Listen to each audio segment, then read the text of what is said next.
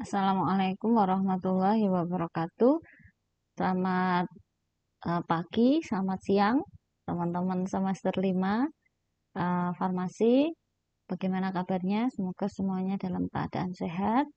Ya, untuk seminggu ini, mulai dari Senin kemarin sampai Sabtu itu memang semua dosen itu WFH, jadi work from home semuanya mulai dari hari Senin, dan memang pengumumannya mendadak kemarin karena peningkatan jumlah positif COVID yang begitu melejit di area Solo dan sekitar wilayah kampus 1 kemarin juga ada yang suspek, ya, ada yang positif COVID, sehingga diputuskan untuk uh, WFH sementara selama 1 minggu. Sejauh ini belum ada pengumuman lagi. Semoga nanti minggu depan sudah bisa kembali bekerja seperti biasanya.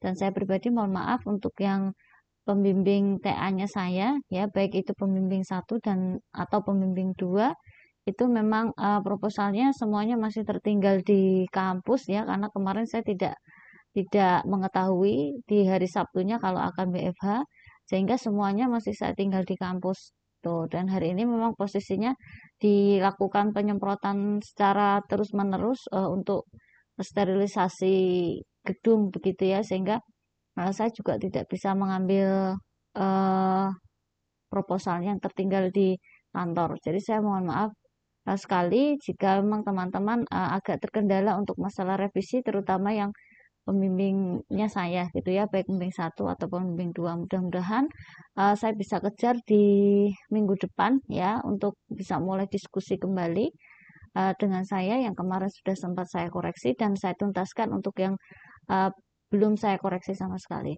Oke, baik, hari ini saya akan menjelaskan mengenai satu topik, ya, yang tentunya ini berkaitan dengan tugas akhir teman-teman, yang ini masih serangkaian dari materi sebelum UTS kemarin, ya. Jadi kemarin UTS teman-teman sudah melihat, ya, soal saya.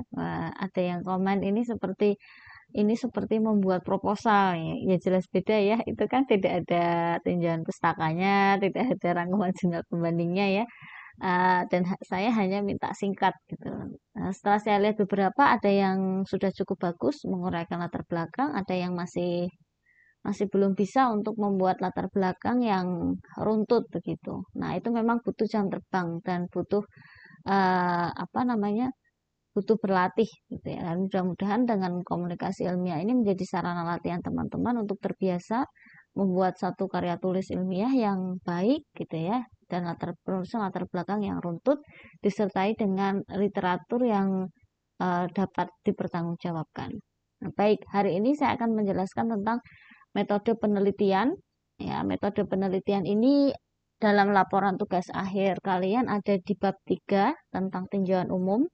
Yang ini formatnya berbeda dengan prodi-prodi yang lain, ya. Jadi kalau teman-teman melihat di buku pedoman penulisan TA, itu isi dari tinjauan umum di farmasi itu berbeda dengan di buku pedoman. Nah, kalau di farmasi isinya seperti ini. Jadi 3.1 adalah waktu dan tempat penelitian, 3.2 jenis penelitian, 3.3 variabel penelitian, kemudian alat dan bahan, prosedur penelitian, dan teknik pengolahan data. Saya akan menjelaskan satu persatu secara cukup singkat karena ini memang nanti tergantung dengan judul TA-nya masing-masing. Tapi saya akan menjelaskan secara umum saja, sehingga nanti teman-teman bisa melihat sendiri di bab 3-nya masing-masing apakah sudah sesuai atau belum. Baik, untuk yang 3.1 itu ada waktu dan tempat penelitian. Jadi karena judulnya saja waktu dan tempat penelitian, sehingga ini dipecah menjadi 2 subbab, yaitu maksud saya 2 anak subbab, yaitu 3.1.1 waktu penelitian dan 3.1.2 tempat penelitian. Ya, di mana waktu penelitian itu adalah waktu mulai dari menyusun proposal sampai penggandaan laporan. Jadi sampai menyerahkan eh, laporan jadi, ya, itu namanya waktu penelitian. Jadi bukan hanya sampai sidang, tetapi sampai selesai revisi dan sampai selesai penjilitan. Itu adalah waktu penelitian. Yang mana lama waktu penelitian ini menurut buku pedoman atau menurut aturan di Politeknik Indonesia tidak lebih dari 6 bulan atau 1 semester. Jadi silakan dibuat ringnya ya, dalam waktu maksimal adalah 6 bulan gitu. Kemudian 3.1.2 adalah tempat penelitian.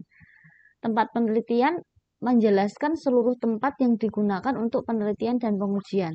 Jadi silakan dijelaskan, disebutkan saja tempatnya ya. Jadi penelitian ini dilakukan di mana? Ya, di laboratorium kimia atau di laboratorium biologi, laboratorium teknologi dan sebagainya. Jangan lupa mencantumkan institusinya Politeknik Indonesia Surakarta. Selain itu, kalau memang ada tempat penelitian lain yang dipakai, misalkan untuk determinasi atau yang lainnya, yang memang ada tempat lain yang di tempat laboratorium farmasi itu tidak tersedia, sehingga harus melakukan penelitian atau pengujian di tempat yang lain, silakan bisa disebutkan di tempat penelitian. Ya, misalkan determinasi tanaman dilakukan di BPOOT, TTOT misalkan, atau di Universitas Muhammadiyah Surakarta. Misalkan seperti itu. Jadi untuk tempat penelitian ini terkhusus untuk pengujian seperti determinasi itu ada pembimbing yang ingin untuk disebutkan, ada juga yang tidak perlu disebutkan di sini, tapi disebutkan di prosedur. Ya silahkan mengikuti dari pembimbingnya masing-masing. Yang jelas yang sangat perlu dituliskan di sini adalah tempat utama dalam melaksanakan penelitian. Tempat pengambilan sampel tidak perlu disebutkan. Jadi misalkan kalian mengambil sampel di dukuh apa, desa apa, kabupaten atau kota apa, itu tidak dituliskan di sini, tapi dituliskan di prosedur nanti pada saat pengumpulan sampel. Jadi 3.1.2 ini benar-benar tempat untuk dilaksanakannya penelitian. Kemudian 3.2 adalah jenis penelitian yang sudah kita bahas kemarin ya, di mana jenis penelitian ini menguraikan tentang penelitian yang teman-teman lakukan itu termasuk ke dalam jenis penelitian apa. Ya, jadi untuk yang eksperimen silakan ditulis eksperimen saja.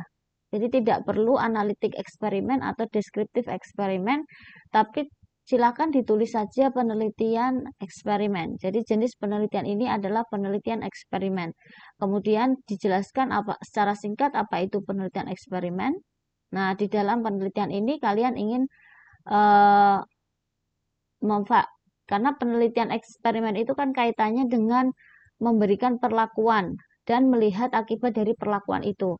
Nah, nanti dikaitkan dengan penelitiannya masing-masing. Jadi misalkan jenis penelitian ini adalah penelitian eksperimen, yaitu jenis penelitian yang dilakukan dengan memberikan perlakuan, ya, misalkan seperti itu terhadap objek penelitian dan ingin melihat pengaruhnya atau akibatnya terhadap variabel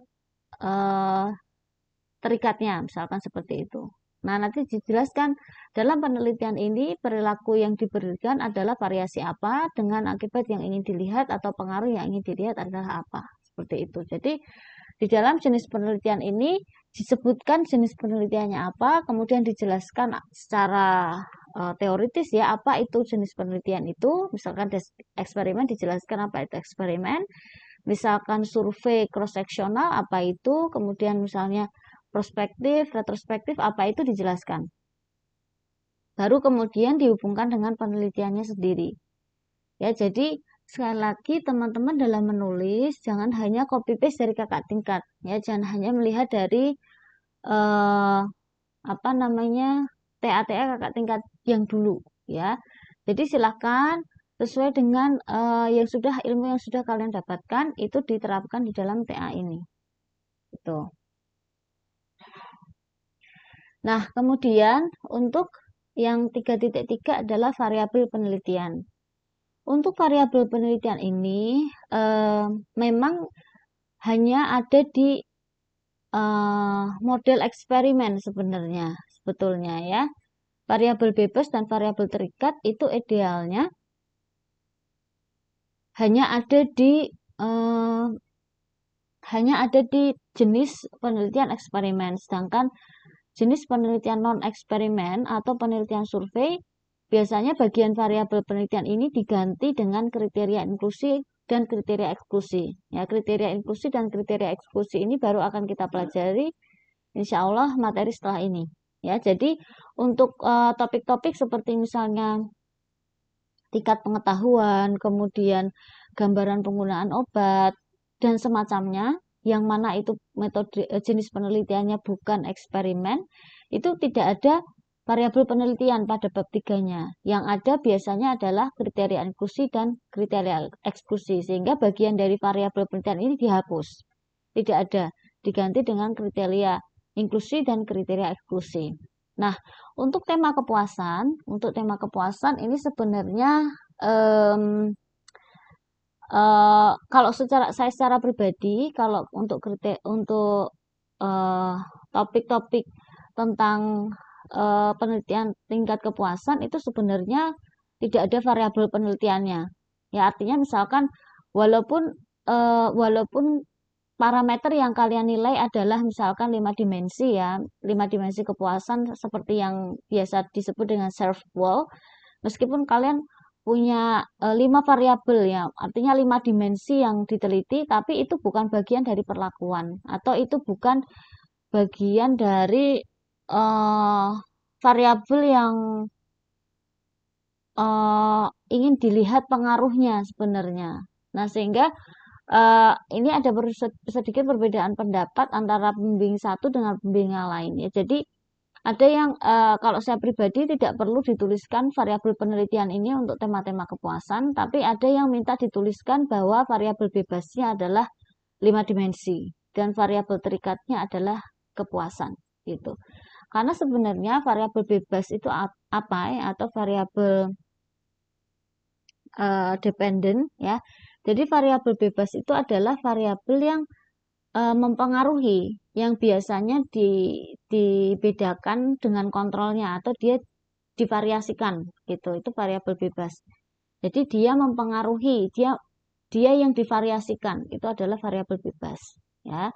Sedangkan variabel terikat adalah variabel yang dipengaruhi oleh variabel bebas itu tadi atau yang ingin dilihat efeknya atau pengaruhnya gitu. Jadi misalkan kalau yang eksperimen misalkan adalah formulasi sediaan krim dengan variasi emulgator. Nah, berarti variabel bebasnya dituliskan. Yang menjadi variabel bebas dalam penelitian ini apakah komposisi emulgatornya ataukah jenis emulgatornya itu dituliskan. Gitu. Jadi variabel bebas itu biasanya adalah variabel yang mempengaruhi atau yang divariasikan, yang ingin diketahui pengaruhnya. Nah, ketika itu dibedakan gitu. Nah, untuk penulisan dalam bab 3 sebaiknya variabel ini pengertiannya kalian tuliskan dulu ya, kalian tuliskan dulu supaya tidak lupa. Baru nanti setelah pengertiannya ditulis, kalimat selanjutnya adalah variabel bebas dalam penelitian ini adalah apa kalian sebutkan. Begitu ya.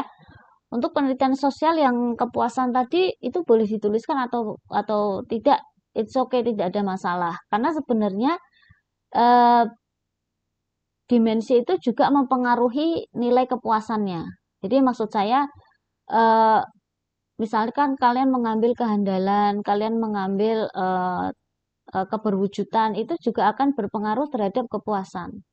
Walaupun itu bukan perlakuan, ya. Jadi 5 dimensi itu kan bukan perlakuan sebenarnya. Maksudnya kita tidak memberikan perlakuan yang ini diberi, misalkan ini diberi keberwujudannya berbeda dengan yang ini, kan tidak.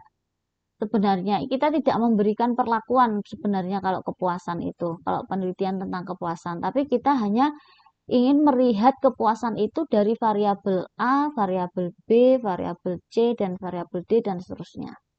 Gitu. Tapi sebenarnya itu bukan bagian dari perlakuan, maka sebenarnya penelitian kepuasan itu termasuk dalam non-eksperimen kan. Nah, begitu. Jadi ada variabel bebasnya, silahkan kalau mau dituliskan juga boleh, tidak dituliskan pun tidak ada masalah. Mengikuti pembimbingnya saja. Oke, kemudian 3.4 alat dan bahan baik yang sosial maupun yang Eksperimen apalagi itu tetap harus dituliskan alat dan bahan yang diperlukan selama penelitian.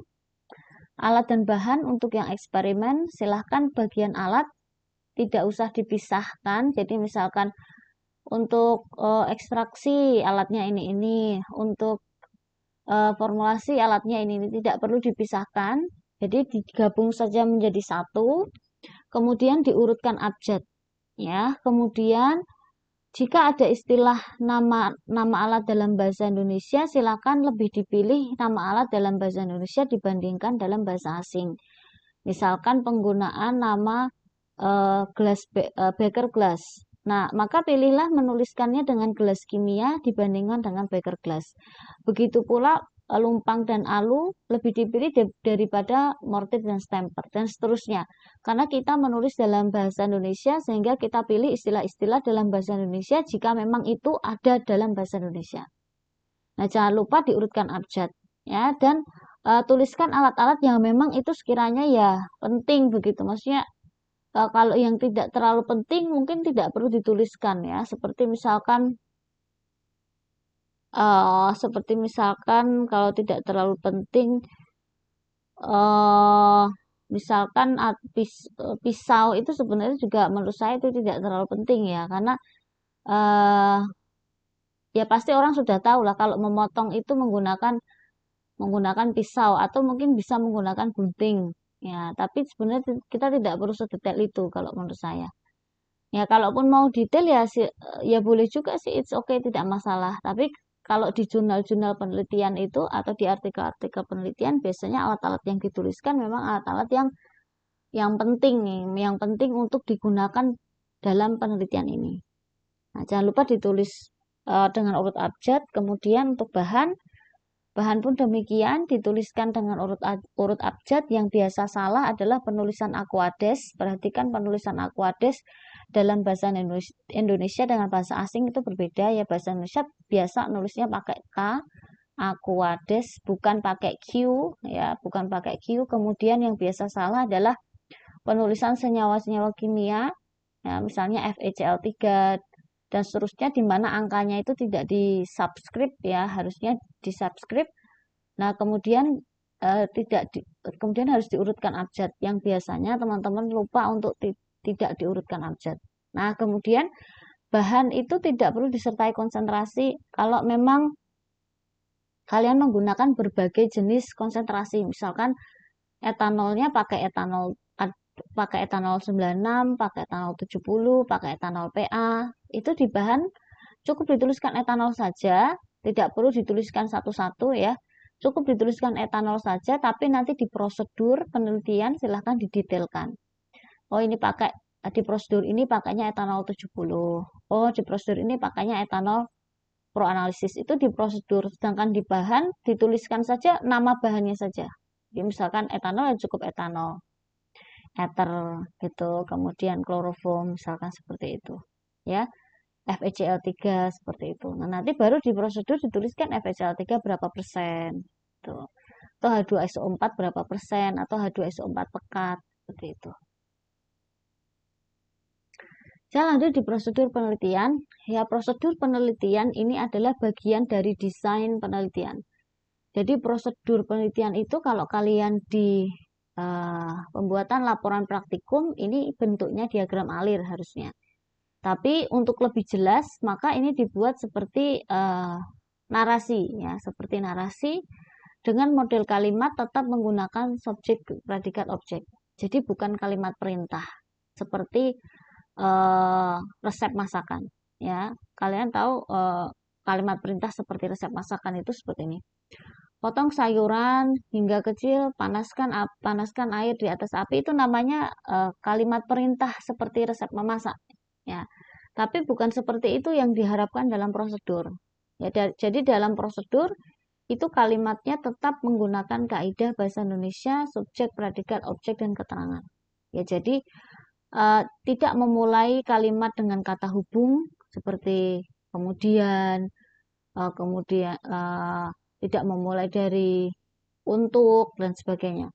Tetapi tetap memenuhi kaidah-kaidah penulisan bahasa Indonesia. Ya. Kemudian selain itu, eh, dalam prosedur penelitian ini sebaiknya detail dan runtut dalam menuliskannya. Jadi nanti di bawah prosedur penelitian tentu ada lanjutannya 3.5.1, 3.5.2, dan seterusnya. Sampai selesai prosedur penelitian itu masih dalam lingkup 3.5. Nah, silakan di dalam prosedur ini dijelaskan dari awal, mulai dari kalau yang eksperimen mulai dari caranya mendapatkan sampel sampai caranya melakukan pengujian, ya. Kemudian untuk yang sosial silahkan juga dijelaskan kalau memang itu di apotik, prosedur mulai dari minta izin sampai mendapatkan data. Ataupun yang menggunakan Google Form, mulai dari pendataan awal jumlah populasi ya sampai bikin kuesioner sampai nanti mendapatkan data. Nah, teknik pengolahan tidak termasuk ya. Jadi teknik pengolahan nanti masuk ke 3.6, teknik analisis data. Jadi di prosedur penelitian ini silahkan dirinci ya, silahkan kalian membuat prosedur penelitiannya secara detail, kemudian cantumkan literaturnya. Karena prosedur itu tidak dapat dibuat sendiri, pasti ada literaturnya. Nah, ini penting ya, ini penting. Karena di sidang itu seringkali para penguji bertanya, prosedur ini kamu lihat dari mana? Nah, biasanya mahasiswa selalu menjawab, itu ada di jurnal. Nah, tetapi masih bingung nyari jurnalnya yang mana. Nah, oleh karena itu, biasakan dalam membuat prosedur penelitian, itu cantumkan literaturnya dari mana. Supaya ketika itu dimintai pertanggungjawaban, kalian tidak sulit dalam mencari ini dari mana ini sumbernya. Apakah dari artikel penelitian di jurnal, ataukah dari buku, ataukah dari yang lain. Seperti itu. Oke. Kemudian prosedur kerja ini bisa dilengkapi dengan desain penelitian untuk memudahkan mengevaluasi. Jadi saya sudah berapa persen menyelesaikan penelitian ini. Nah, ini yang saya ingin minta dari teman-teman untuk membuat, dan desain penelitian ini adalah tugas pengganti pertemuan minggu depan ya, karena pertemuan minggu depan kita libur sepertinya mulai dari hari Jumat ya, hari Natal itu 25, kemudian 26 juga libur. Nah, sekalian ya, karena komil itu biasanya Kamis Jumat. Nah, supaya tidak mengganggu juga untuk yang teman-teman yang mempersiapkan Natal dan sebagainya.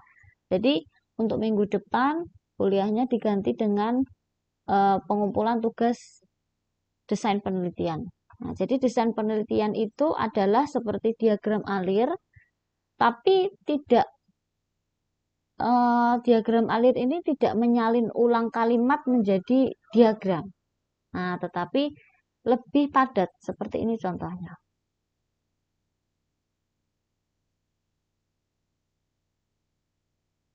Nah, seperti ini contohnya.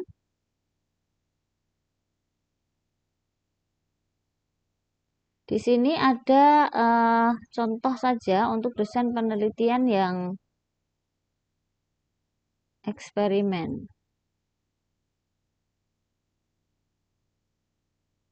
Bentar.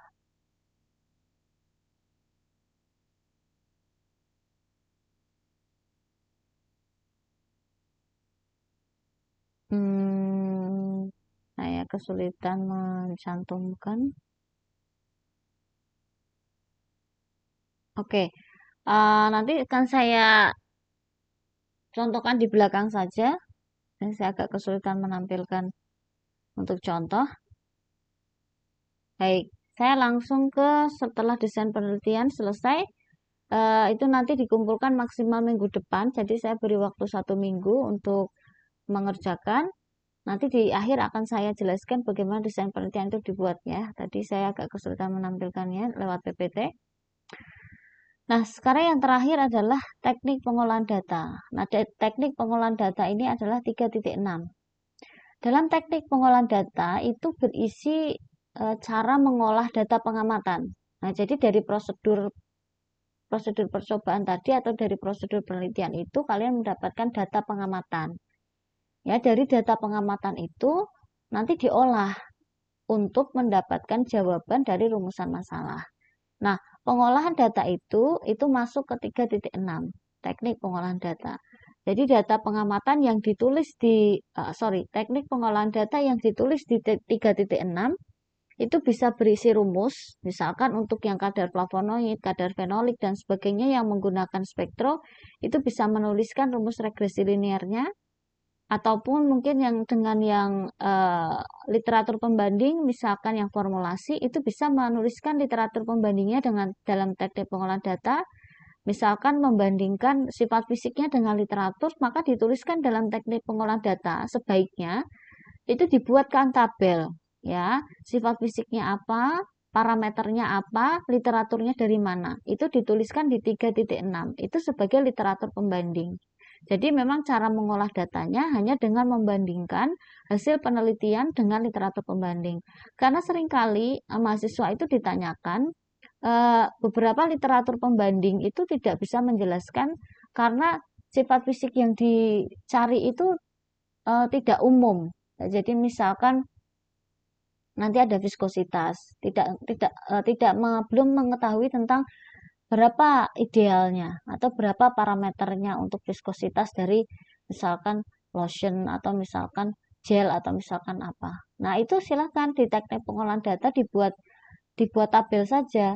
Ya, jadi dituliskan data pengamatan yang diperoleh akan dibandingkan dengan literatur seperti pada tabel berikut. Nah, di tabel itulah ditulis. Ya, jadi sifat fisiknya apa, kemudian parameternya apa, kemudian literaturnya dari mana. Nah, sehingga nanti dari pengolahan data itu akan mendapatkan hasil akhir sesuai yang diinginkan, yang mana itu menjawab rumusan masalah. Gitu. Nah, semoga teman-teman bisa memahami dan menerapkan apa yang saya sampaikan itu. Ya, sebentar saya akan menjelaskan untuk yang desain penelitian tadi yang akan saya tugaskan. Baik, untuk desain penelitian seperti ini contohnya, ya. Jadi teman-teman membuat seperti diagram alir, tapi diagram alirnya itu bukan memindah kalimat dari prosedur ke diagram alir ya. Jadi diagram alir itu tahapan-tahapan yang mana nanti kalian bisa lihat nih saya sudah sampai tahap yang mana gitu. Nah, ini saya berikan contoh yang desain eksperimen. Untuk yang desain non eksperimen nanti mengikuti prosedurnya saja, ya. Jadi seperti ini misalkan. Nah, nanti kalian buat seperti ini desain penelitian judulnya apa? Tuliskan judul kalian di sini. Oke. Kemudian, nah ini saya misalkan contohnya seperti ini. Nah, saya menggunakan misalnya herba patikan kebo. Herba patikan kebo segar.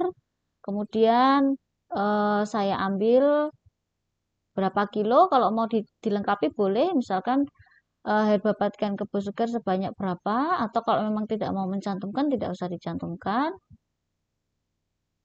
Kemudian menggunakan oven suhu 60 hingga didapatkan simplisia herba patikan kebo. Dari sini tanpa dijelaskan dikeringkan dan sebagainya kita sudah tahu ya, kalau di sini ada oven suhu 60 pastilah ini dikeringkan. Kemudian diperoleh simplisia herba patikan kebo, dari simplisia ini kita dapat LOD. Dan begitu ya tahapannya. Kemudian dari simplisia ini dimaserasi 3 hari dengan etanol sehingga dapat maserat. Jadi yang di kotak-kotak ini adalah hasil-hasilnya. Kemudian dari maserat ini kemudian di rotary evaporator suhu 50 dilanjutkan water bath suhu 60. Dapat ekstrak kental. Nah, dari ekstrak kental ini kemudian dilihat organoleptisnya.